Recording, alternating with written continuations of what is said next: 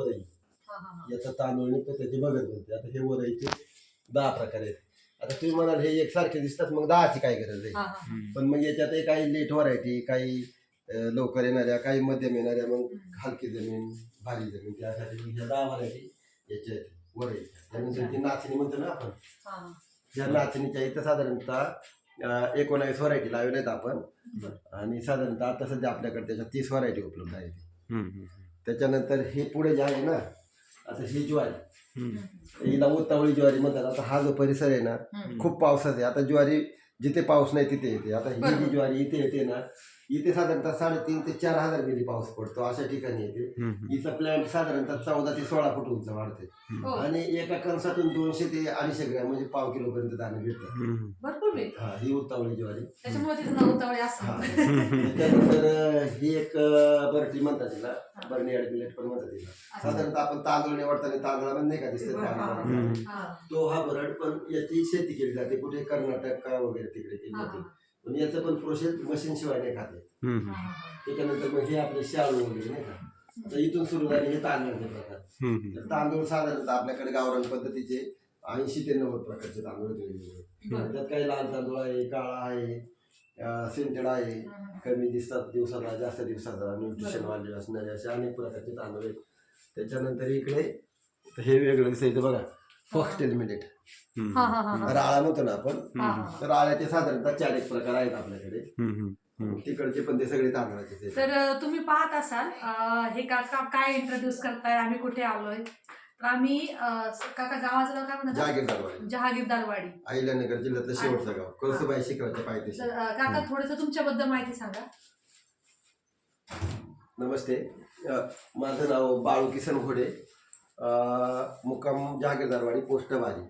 महाराष्ट्रातील सर्वात उंच शिखर कळसुबाईच्या पायथ्याशी असलेलं हे गाव आणि अहिल्यानगर जिल्ह्याचं शेवटचं गाव, अगदी नगर नाशिक जिल्ह्याच्या बॉर्डरवरती. तर ह्या परिसरामध्ये गेली 15-16 वर्षापासून बियाणे संवर्धनावरती आपण काम करतोय.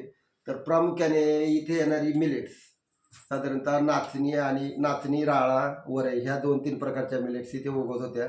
आणि त्या खूप म्हणजे दुर्मिळ झाल्या किंवा संपुष्टात आल्या. तर तो विचार करून मी याच्यासाठी प्रयत्न सुरू केले, संवर्धनासाठी. तर आज तागायत आपल्याकडे साधारणतः मिलेटच्या म्हटलं तर भारतभरातल्या सगळ्या जातींचा आपण इथे आणून त्याची प्रात्यक्षिक, पिकाचा आवरेज वगैरे आणि ज्या ज्या गोष्टी इथं फायद्याच्या आहेत त्या शेतकऱ्यांना करायला प्रोत्साहन करतोय. आता ज्या आपल्याकडे नाचणी वरईच्या जाती आहेत तर त्याचं आपण फार एकरी आवरेज काढलेलं आहे. एका एकरमध्ये कुठलं बियाणं किती आवरेज देईल तुम्हाला असं. त्याच्यानंतर त्याच्या प्रोसेसवरती पण आपलं काम चालू आहे. त्यानंतर काय होतं की नुसतंच पिकवण्यापेक्षा लोकांना खायचं पण माहीत नाही. आज नवीन पिढी, जुनी पिढी सगळी काय ती, आजच्या पिढीला ते खायचं माहीत नाही. मग आपण नाचणी आणि वरई याला काय केलं, जसं की दक्षिण भारतामध्ये तुम्ही बघाल तर इडली, डोसा. पण इडली काय करतो आपण शक्यतो तांदळाची इडली, उडदाची डाळ मिक्स करून. तर आपण त्याच्यावरती काय केलं आहे की जिथे तांदूळ वापरला तिथला तांदूळ कॅन्सल केला, तिथे नाचणीचा रवा ॲड केला, नाचणीपासून इडली बनवली. त्यानंतर जिथे वरईची बनवायची तिथे तांदूळ कॅन्सल केला, तिथे वरईचा रवा भिजवून वापरला, नाचणीची इडली, वरईची इडली. त्यानंतर त्याच पिठापासून आपण त्याचे डोसे तयार केले, त्याचा उत्तप्पा तयार केला. त्यानंतर त्याचे आपे म्हणतो ते त्याच्यात वापरून ते तयार केले. आणि मग महिलांच्या माध्यमातून ह्याची जनजागृती इकडे ठाणे असेल, पालघर असेल, नाशिक असेल, ह्या जिल्ह्यांच्या ठिकाणी आम्ही जाऊन मी आणि माझी बायको याची महिलांना बचत गटाच्या महिलांना ट्रेनिंग पण देतो. का तर नाचणी आणि वरई ही धान्य असं की वरई जर दळून खाली तर ती खूप अशी कडक असते, त्यामुळे लोक खात नाही.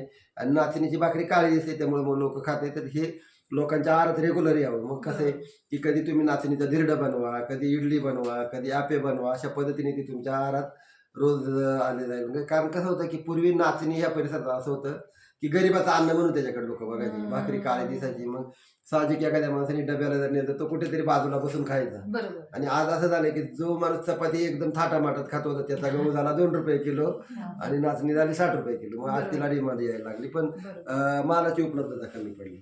तर आज आम्ही काकांकडे खूप सुंदर अशा पद्धतीने जेवण त्यांनी बनवलं होतं. ते जेवण आम्ही आत्ताच घेतलं आणि ते जेवण करता करता त्यांनी आम्हाला 3 प्रकारची लोणची सर्व केली होती.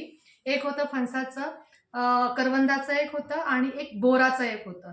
बोराचं लोणचं तर मी फर्स्ट टाइम ऐकलं, करवंदाचं देखील मी फर्स्ट टाइमच ऐकलं, पण आज मी ते टेस्ट केलं. आणि ते खूप अमेझिंग आहे. इतकं सुंदर ते लोणचं आहे. आणि आता आम्ही काकांशी माझं आत्ता बोलणं झालं आहे. आपलं जे श्रीरामपूरचं जे शॉप आहे त्यामध्ये आपण हे सगळे प्रोडक्ट्स आपण यांच्याकडनं घेऊन, कारण इथे खात्री भेटणार आहे, आपलं दुसरं कुठे खात्री भेटू शकत नाही, यांच्याकडनंच घेऊन आपण ते तिथे ठेवणार आहोत. आणि असं काही नाही की तुम्ही ते श्रीरामपूरमध्येच घेतलं पाहिजे. तर तुम्ही इथे जरी आलात, काकांचं ॲड्रेस कळसुबाई शिखराच्या खालीच काका राहतात, तर काका नंबर सहित तुम्हाला इथे सांगतील. प्लीज काका. तर माझा नंबर आहे 965719 बाळू घोडे, कळसुबाई शिखराच्या अगदी माझ्या घरापासूनच ट्रेकला सुरुवात होते. आणि इथे आपण घरगुती पद्धतीने राहणे, जेवणे अशा सगळ्या व्यवस्था करतो. हा, गाईचं महत्वाचं एक पॉइंट आहे की काकांनी एक